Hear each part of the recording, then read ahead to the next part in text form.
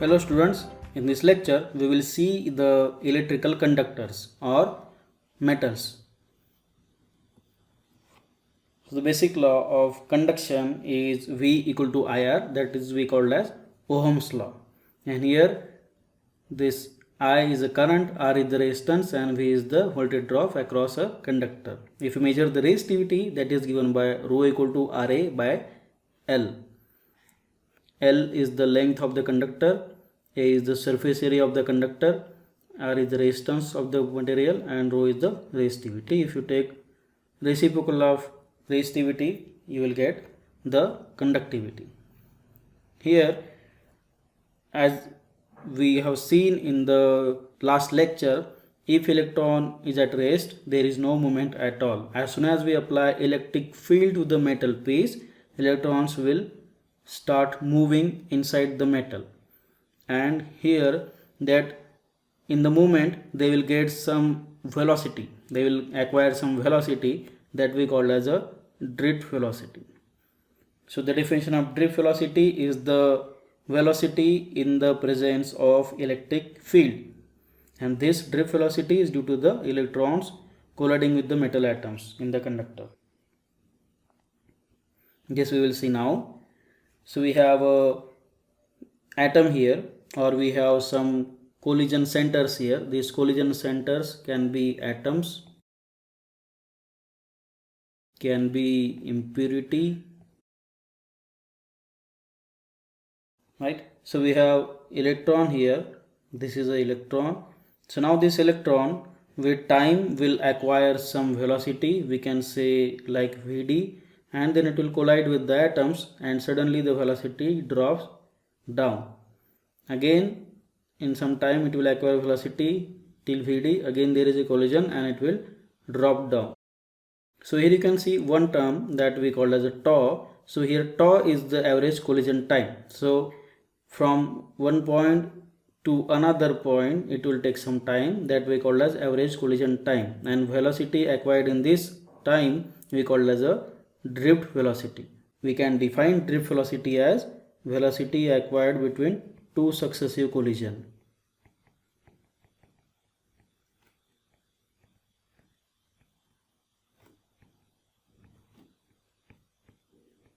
Velocity acquired between two successive collisions.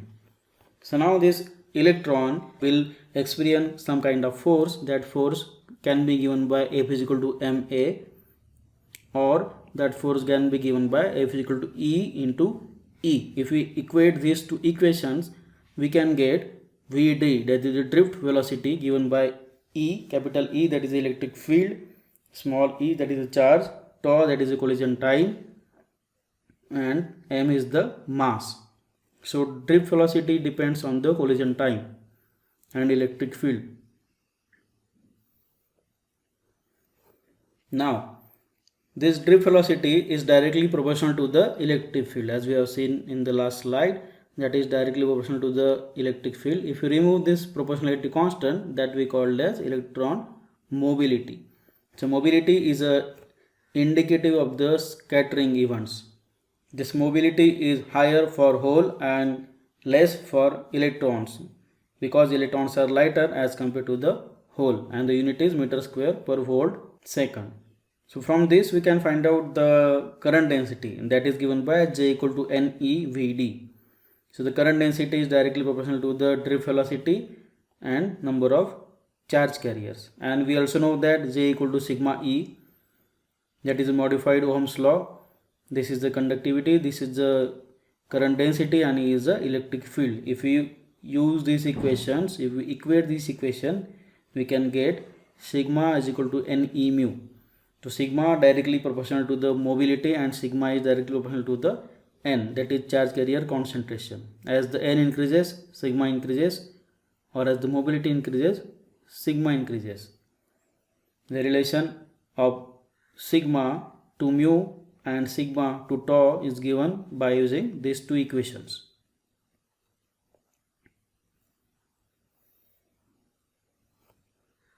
So this mobility of electron is a factor or is dependent on the temperature. Mobility is the indicator factor of scattering, and that depends between two successive collisions. So if you have an IDD crystal, if you take an ideal crystal and at 0k, if you measure the mobility, it will be infinite.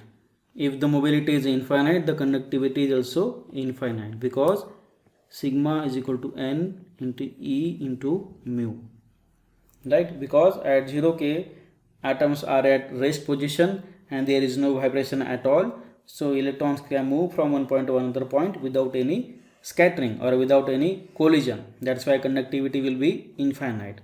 As the temperature increases above 0k, these atoms vibrate with their mean positions, and due to these vibrations, it will form a kind of wave that is called as elastic wave, and that is phonon.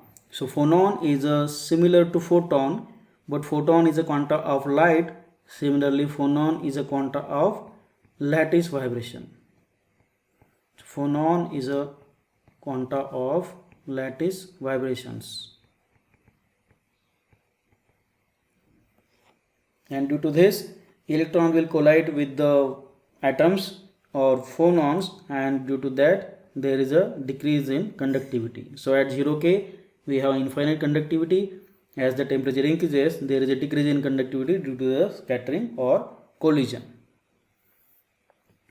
This conductivity also can be decreased by defects or scattering centers, and this has been shown by a Matheson, that we call that's why we call that as a Matheson rule. So the conductivity is depend on or is decreases by grain boundaries, dislocations, impurity atoms, and vacancy. These are the imperfection or scattering centers. To understand this, we have taken example here. These are the ions and this is the periodic potential, as we have seen before also. Electron will move from one point to another point without any collision because the potential is uniform. Now suppose if I change any of this ion, if I change ion and if I replace that ion with a bigger ion, now the potential here will be bigger. Potential due to this ion will be bigger, and suppose it will be like this. So the electron will go through this path, will get deviated through this potential. Similarly, it is shown in the schematic here. This is the electron, these are your host atoms. We have added here impurity, one is smaller impurity and one is bigger impurity. These are the defects, we can say. These are due to the doping. So if you have a smaller impurity, it will have less potential, so electron will get attracted toward it. If you have a larger impurity in size, the electron will get repelled by it, and due to that there is a collision, so collision will increase, and that's why there is a decrease in the resistivity. The same is shown here. If the atom is perfect, the electron moves without any collision, but as the temperature increases, the vibration of the atoms increases, and due to the vibration there is a collision of electron to that atoms, and that's why the resistivity increases. Similarly, this is shown with kind of defects. So the Matheson rule states that the total conductivity or total resistivity of any material is depend on the thermal vibrations, the impurity, and the deformation. So here, for example, this is for pure copper. This resistivity is for pure copper. As we added some impurity into that, the resistivity increases, and that we call as rho I, that is resistivity due to impurity. If it deform to that, the resistivity again increases, that we call as rho D, that is resistivity due to deformation. So the total resistivity of any material is due to thermal vibrations, impurity, and deformation. Now we can use these conductors for some applications. We will see now one by one. First, if you use a metal as a conductor, it should have the following properties. First, it should have high electrical conductivity. Second, it should have high thermal conductivity to dissipate the heat effectively. Third, it should have high melting point, otherwise that will get melted and there may be some accidental overheating. Fourth, it should have high oxidation resistance, that should be to prevent it from making insulating oxides. These insulating oxides will not be conducting at all. Typical example is AL for long distance application, Cu for switches, brushes and relays.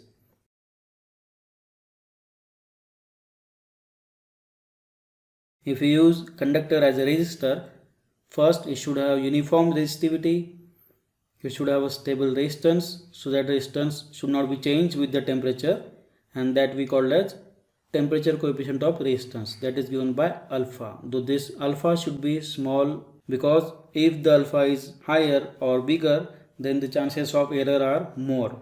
Fourth, it should have low thermoelectric potential. Low thermoelectric potential means it will form some kind of voltage on application of temperature, that should be less.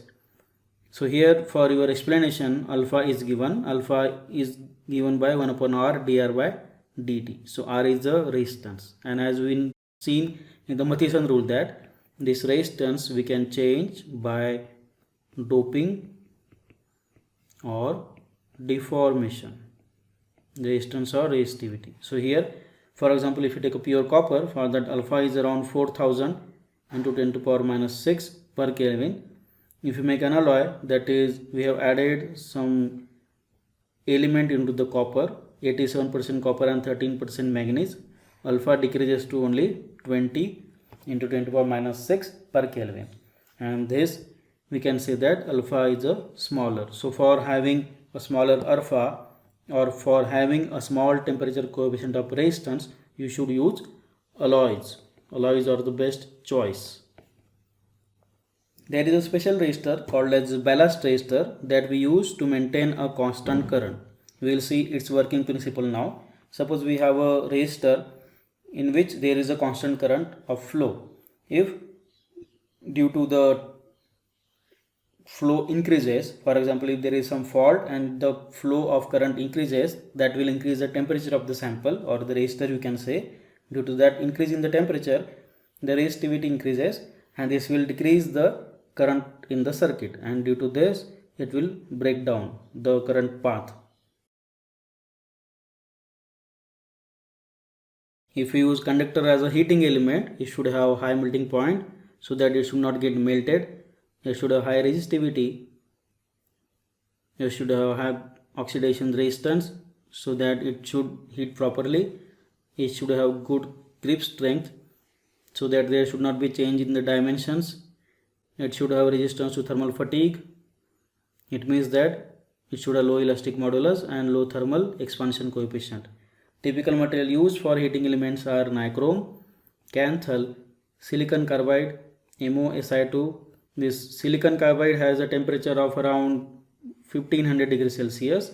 MoSi2, that is molybdenum disilicide, can work at 1800 degrees Celsius temperature also. If you have a inert atmosphere, then graphite are the best choice.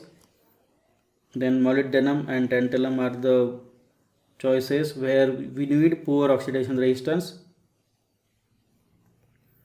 And tungsten, we add thorium into the tungsten for improvement of the creep resistance. If you want to use conductor as a thermometer, it should have high temperature coefficient of resistance so that it should sense the change in the temperature properly. So it should be like this. This is high alpha and this is the temperature, and there should be a linear curve here. The smallest change in the temperature should reflect in the alpha, and it should change linearly with the temperature.